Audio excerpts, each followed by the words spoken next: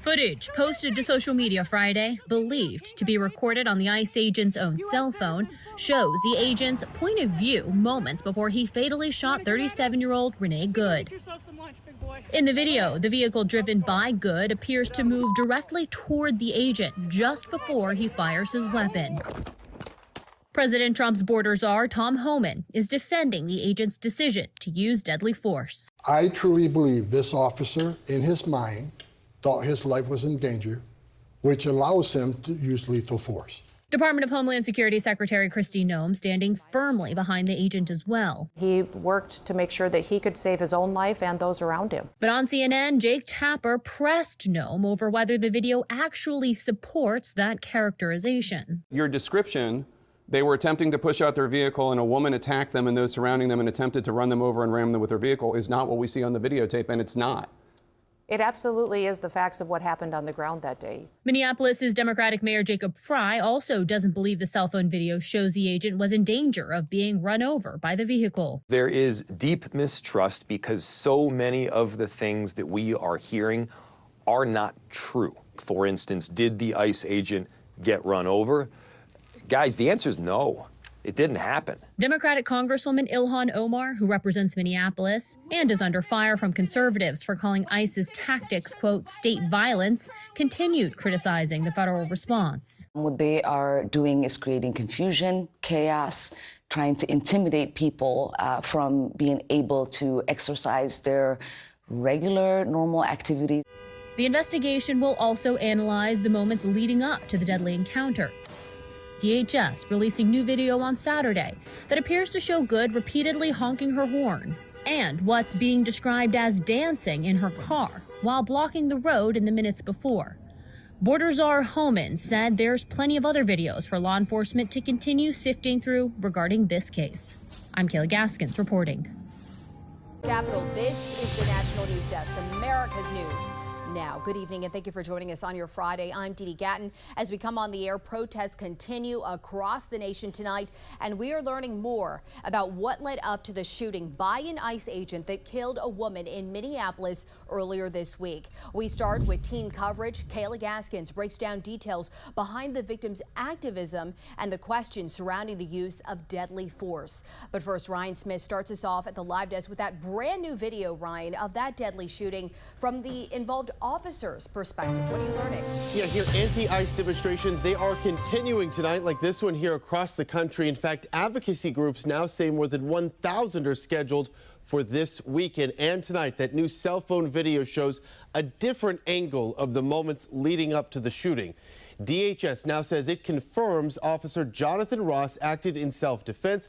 We're going to show you those moments, but a warning here tonight, some may find it disturbing. It starts with Ross in front of Renee Good's SUV. Good's wife in the video. She is seen standing in the street outside of the SUV, also recording the officer moments before the deadly shots were fired. Here it is. You want to come at us? I say go get yourself some lunch, big boy. Go ahead. Out of the car. Get out of the car. Get out of the car. Oh!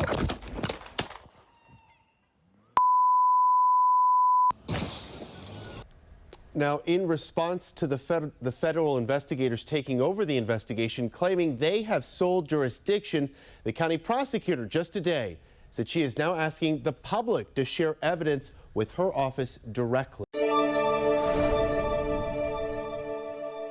I'm national correspondent Kayla Gaskins in Washington. The political fallout from the deadly ICE shooting in Minneapolis is escalating fast as state, local, and federal leaders trade heated rhetoric. A political tinderbox igniting in Minnesota after an ICE agent shot and killed a 37-year-old woman Wednesday. A group of left-wing radicals have been working tirelessly, sometimes using domestic terror techniques to try to make it impossible for the President of the United States to do what the American people elected him to do, which is enforce our immigration laws. Both parties using the moment to megaphone their political priorities, sparking deep polarization. People in positions of power have already passed judgment, from the president to the vice president to Kristi Noem, have stood and told you things that are verifiably false. verifiably inaccurate. Democrats painting the tragedy as an example of the dangers of the federal crackdown on immigration enforcement. To ICE, get the out of Minneapolis. The White House staunchly defending the ICE agents and the necessity of having a nation with laws. Radicals in the Democrat Party are furious over this.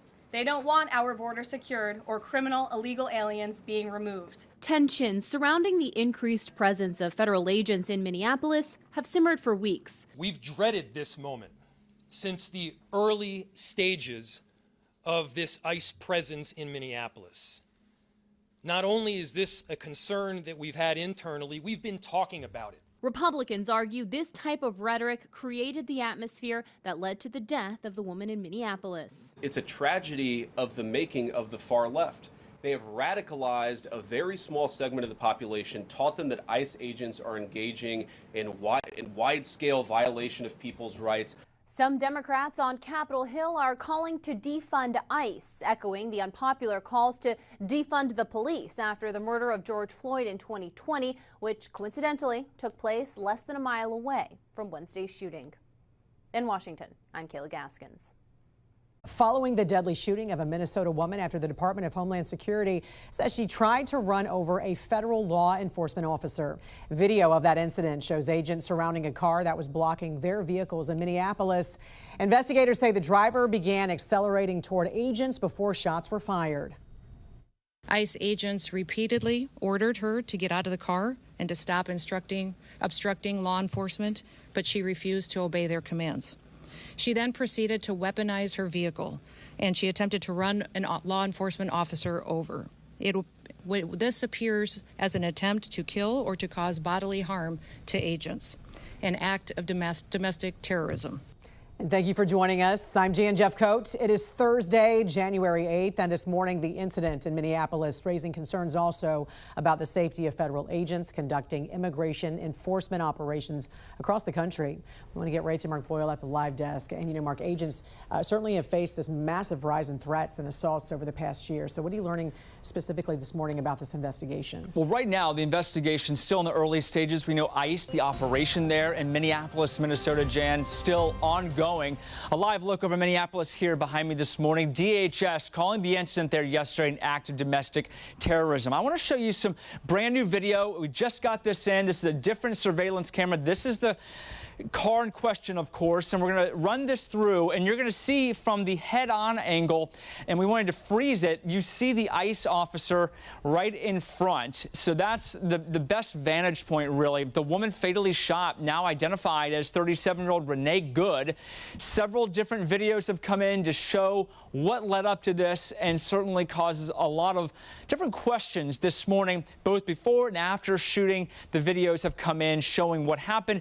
Officers say that the woman in question was obstructing law enforcement. She refused to leave. They say the woman, her last name is Good, tried to weaponize her vehicle and ram it into the ICE agent before multiple rounds were fired. Here's DHS Secretary Kristi Noem. The ICE officer, fearing for his life and the other officers around him and the safety of the public, fired defensive shots. He used his training to save his own life and that of his colleagues. The officer that was hit was treated and released with the family this morning. Hours ago, Vice President J.D. Vance posted on social media, I want to thank every ICE officer and let them know that their president, vice president, and the entire administration stands behind them. That's from the vice president. Now, both the FBI and Minnesota State Police are investigating what happened. ICE says its operation there in the Twin Cities continues right now. President Trump also weighing in after seeing the video, posting on Truth Social, quote, "The situation is being studied in its entirety, but the reason these incidents are happening is because the radical left is threatening, assaulting, and targeting our law enforcement officers and ICE agents on a daily basis. They are just trying to do the job of making America safe. We need to stand by and protect our law enforcement officers from this radical left movement of violence and hate." Meantime, Minneapolis Mayor Jacob Fry is demanding ICE leave the city, while Minnesota Governor Tim Walz said he might call in the National Guard against ICE agents. Let's talk about why this happened. Let's say it's because these politicians like Tim Walz, who prefers to talk about anything but his fraud, they want anything to distract, and they are inciting violence with their words. This mayor and this governor They want this. They want this outcome. They want tragedy. They want harm. And they want to use it politically. They don't care about the people involved. They don't care about the ICE officer getting home to his family tonight. They don't care about the citizen who was tragically killed because of her own poor decision making, frankly. They don't care about those people. They care about scoring political points, and it, at the cost of the blood of their fellow citizens, is utterly irrelevant to them. And of course, we have Governor Tim Walz here, the man who refers to these agents as Gestapo. What do you think is going to happen when you're referring to law enforcement agencies as Nazis? It's a recipe for disaster. Minnesota Congresswoman Michelle Fischbach wrote, the targeted assault on ICE agents in Minneapolis is the direct result of the dangerous rhetoric from sanctuary policies and the politicians who back them. No officer should have to face a weaponized vehicle while performing their duties, yet our officers are facing a 1,300% surge in assaults and an 8,000 spike in death threats.